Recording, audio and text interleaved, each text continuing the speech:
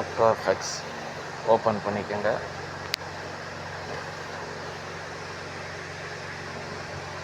இதில் அதிகமாக மூவ் ஆகக்கூடியது வந்து கிரிப்டோ கரன்சி தான்.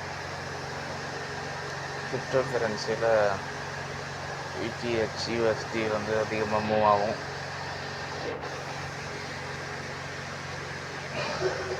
நேற்றுக்கு இன்றைக்கி கம்பேர் பண்ணால் ரொம்ப அதிகமாகவே மூவ் ஆகிருக்கு.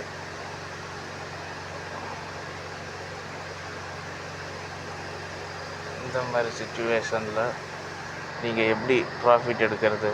நீங்கள் பை தான் பண்ணுவீங்க. ஆனால் இந்த மாதிரி சுச்சுவேஷனில் நம்ம பையும் பண்ணணும், சேலும் பண்ணணும். அப்போ தான் ப்ராஃபிட் எடுக்க முடியும்.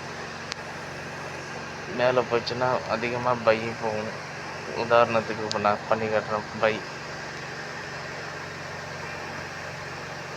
சேல் ஒரு ஆர்டர்,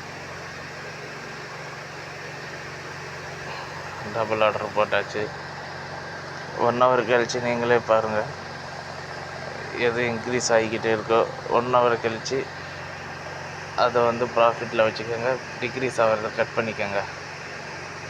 தேங்க்யூ.